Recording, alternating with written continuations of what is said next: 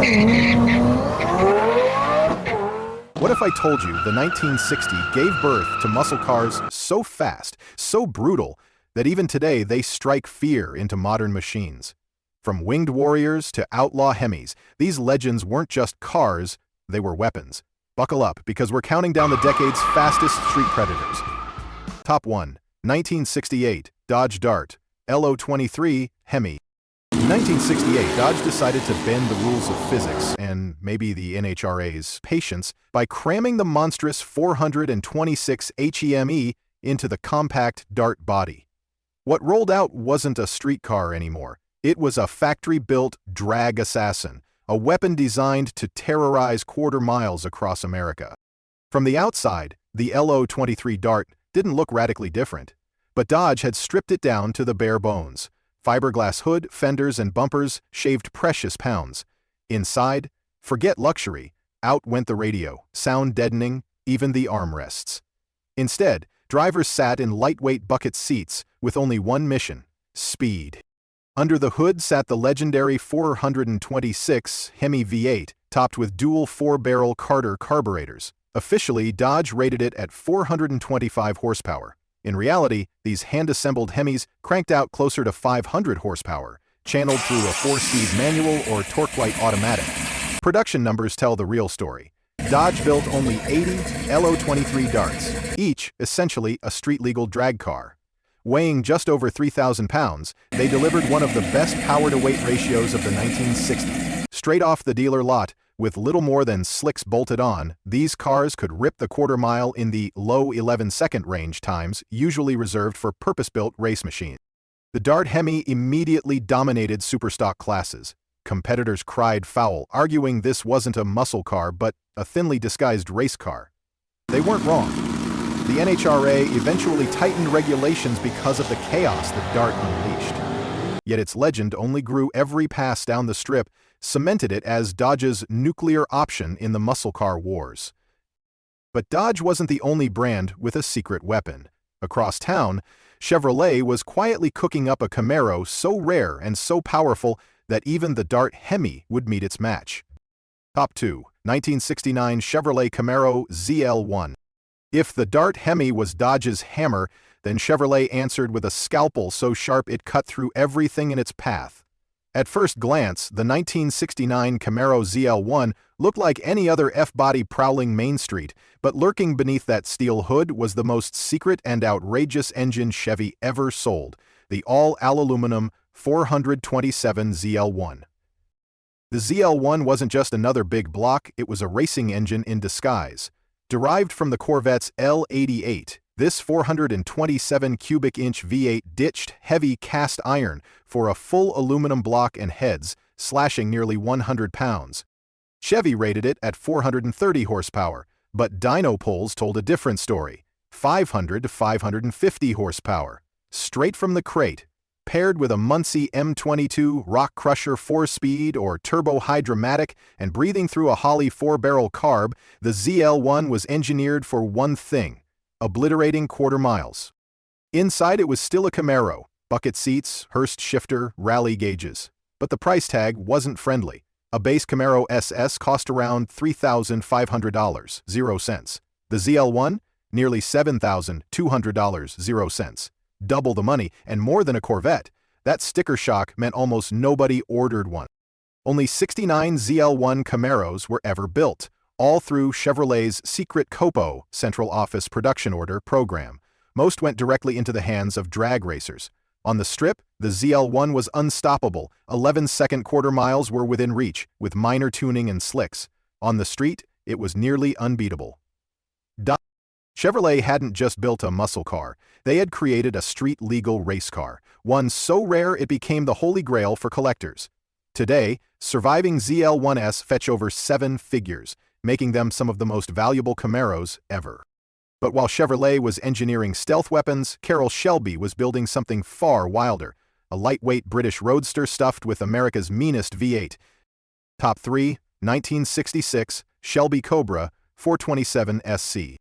Some cars are fast, some are brutal, but the 1966 Shelby Cobra 427 SC was something else entirely: so outrageous, so violent, that it was nicknamed the car that shouldn't exist. Born from Carroll Shelby's dream of stuffing America's biggest V8 into a tiny British roadster, the Cobra 427 became a rolling definition of insanity.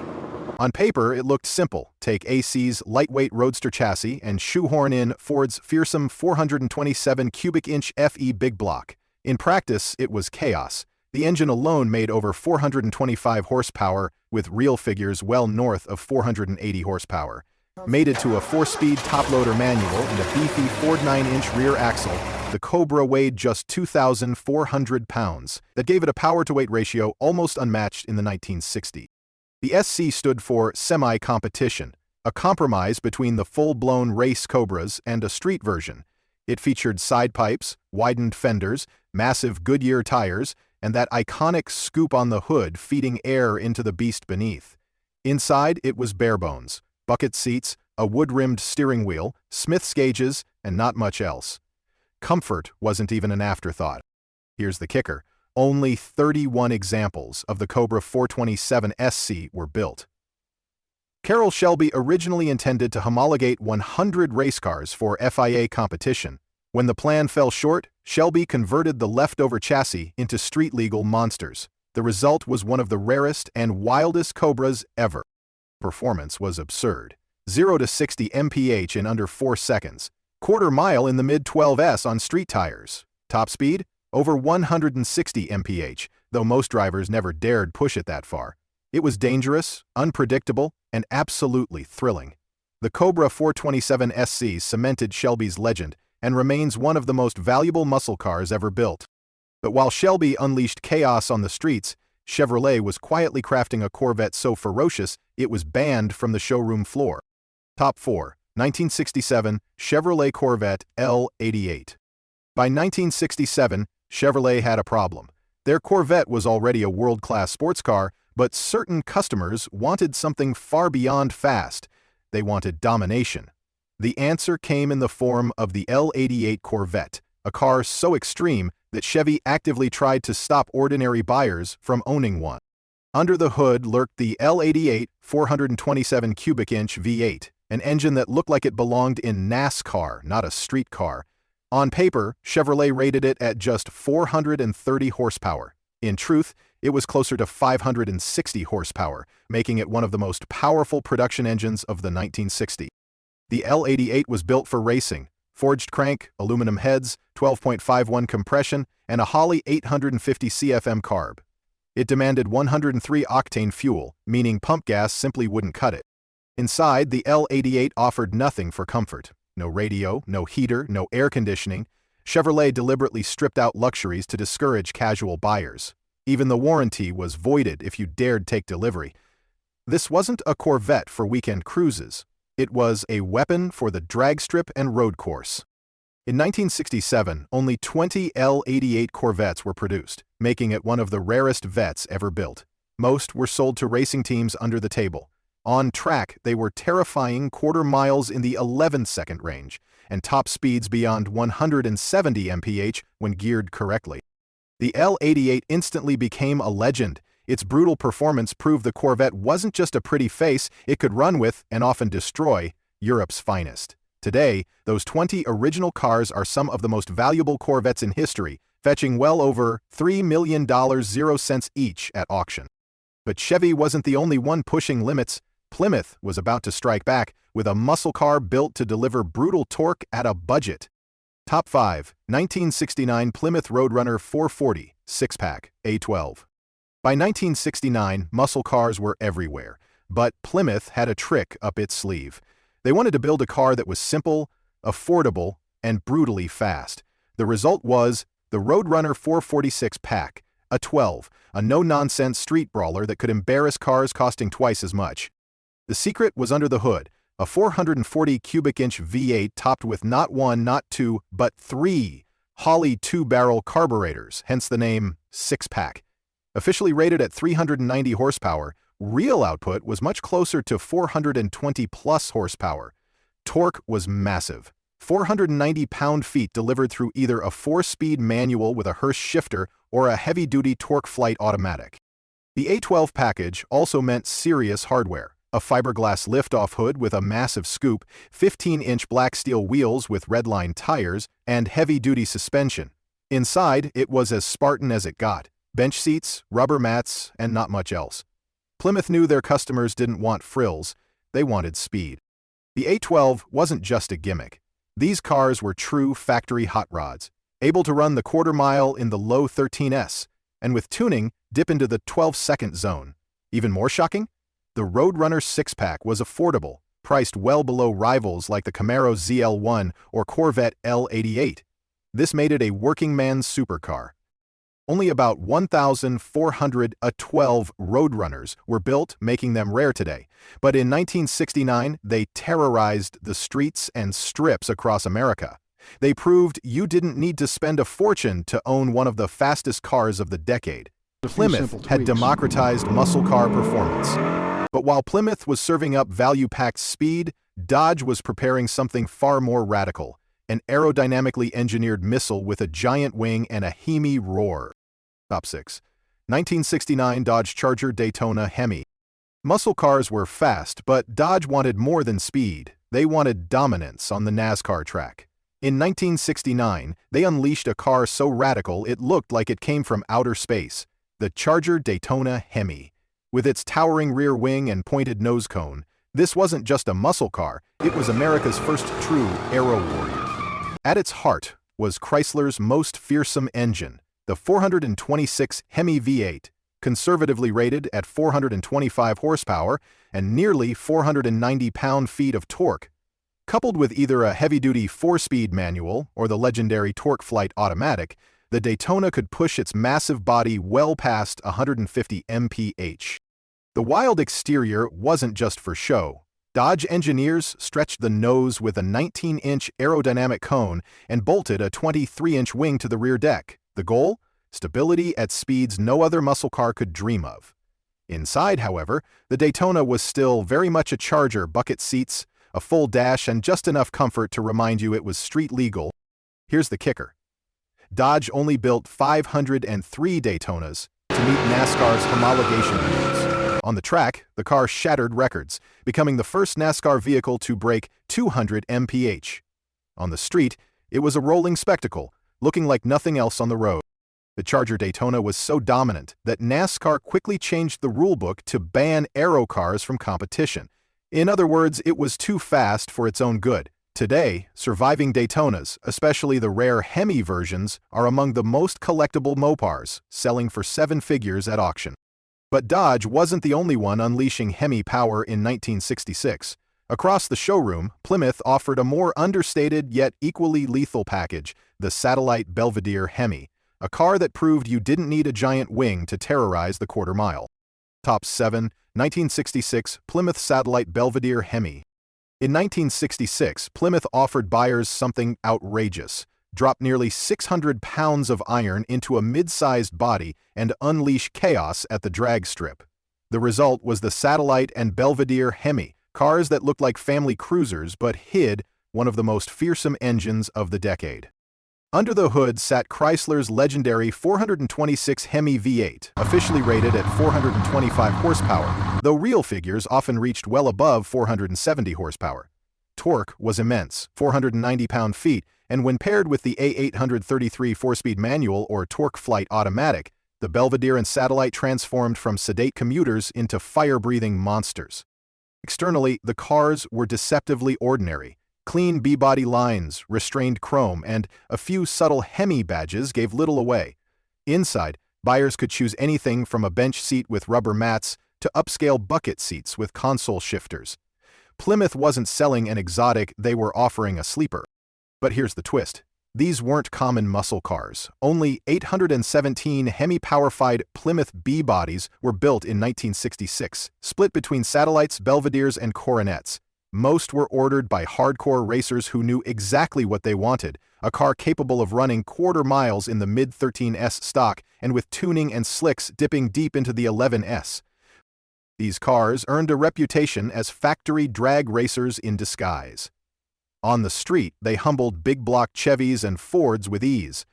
On the strip, they became instant contenders in superstock classes. Today, their rarity and raw performance make them prized collectibles, especially original four-speed examples. But while Plymouth was quietly terrorizing the streets with sleeper Hemis, Ford was preparing something flashier, an aero-tuned pony car with a NASCAR-bred engine. Top 8. 1969 Ford Mustang Boss 429. In 1969, Ford took their Mustang and turned it into something far more sinister. The Boss 429 wasn't built for the street, it was built because NASCAR demanded it. Homologation rules required Ford to sell this wild engine to the public, and so the Boss 429 was born, a factory hot rod with racing DNA. At its heart was the massive 429 cubic inch semi-HEMI V8, nicknamed the Boss 9. Officially rated at 375 horsepower, real output exceeded 500 horsepower when properly tuned. The engine featured canted valves, aluminum heads, and a massive Holley 4-barrel carburetor. It was an engineering marvel, but also a tight fit. Ford had to subcontract Carecraft to modify Mustang engine bays, relocating shock towers, reworking suspension, and strengthening mounts just to make it fit. Inside, the Boss 429 came well appumped with high-back bucket seats, a Hurst shifter, and special trim. On the outside, it looked surprisingly restrained. Subtle hood scoop, Magnum 500 wheels, and Boss 429 badges were the only clues. This was a car that didn't need flash. Its engine bay did all the talking. Production numbers were shockingly low. Only 859 Boss 429s were built for 1969, with another 499 in 1970. Ford never intended mass sales. This was a tool to get the Boss 9 into NASCAR, where it became a terror on high-speed ovals. On the street, quarter miles in the low 13s were common, with potential for much more in the right hands. The Boss 429 became one of the rarest and most collectible Mustangs ever, commanding six-figure prices today. It symbolized Ford's determination to win at all costs, blurring the line between race car and road car. But while Ford was flexing NASCAR muscle, Pontiac was preparing a flamboyant challenger of its own. Top 9. 1969 Pontiac GTO Judge Ram Air 4. By 1969, the muscle car wars weren't just about speed, they were about image. Pontiac understood this better than anyone. Enter the GTO Judge Ram Air 4, a car that shouted for attention with wild colors, outrageous decals, and performance that matched its swagger. The Judge package turned an already legendary GTO into a street hero. Standard was the 400 cubic inch V8 with Ram Air induction, but the real prize was the Ram Air 4 option, featuring revised cylinder heads, a hotter camshaft, and better breathing exhaust. It was officially rated at 370 horsepower. In reality, it produced closer to 430 horsepower, channeling raw muscle through a Muncie 4-speed or turbo 400 automatic. On the outside, the Judge was impossible to miss. Carousel red paint, bold stripes, a rear wing, and the Judge callouts made it a rolling billboard for Pontiac's youth movement. Inside, bucket seats, a wood-grain dash, and rally gauges gave drivers a cockpit ready for action. While the Judge was heavily marketed, the Ram Air 4 variant was much rarer. Out of tens of thousands of GTOs sold in 1969, only a few thousand received the Ram Air 4 option, making them coveted today. On the strip, these cars could run quarter miles in the low 13-second range, humiliating plenty of rivals. The Judge Ram Air 4 wasn't just about performance, it was about personality. It embodied the late 60s S-muscle car culture, loud, rebellious, and unapologetically fast. Today, surviving examples are highly prized, blending performance rarity with unforgettable style. But Pontiac wasn't the only underdog making waves. AMC, eager to prove themselves against the Big Three, unleashed the A2-seat muscle car that shocked everyone. Up 10. 1968 AMC AMX 390 Go package. By the late 1960s, the muscle car battlefield was crowded with Mopars, Chevys, and Fords. But in 1968, AMC, the underdog of Detroit, decided to crash the party with something bold. The AMX 390 Go package, America's first true two-seat muscle car. The AMX was unlike anything else. Shorter and lighter than most competitors, it carried AMC's strongest punch, the 390 cubic inch V8. Officially rated at 315 horsepower and 425 pound-feet of torque, it may have seemed modest next to big block Hemis. But the AMX's lighter 3,100-pound frame made it a serious threat. Equipped with the Go package, buyers received a 4-barrel carb, heavy-duty suspension, dual exhaust, power front disc brakes, and a limited-slip rear end, everything needed for real performance. On the outside, the AMX looked aggressive yet refined, a long hood, short deck, and fastback profile. Inside, the two-seat layout made it feel more like a sports car than a muscle car, with bucket seats, a center console, and full instrumentation.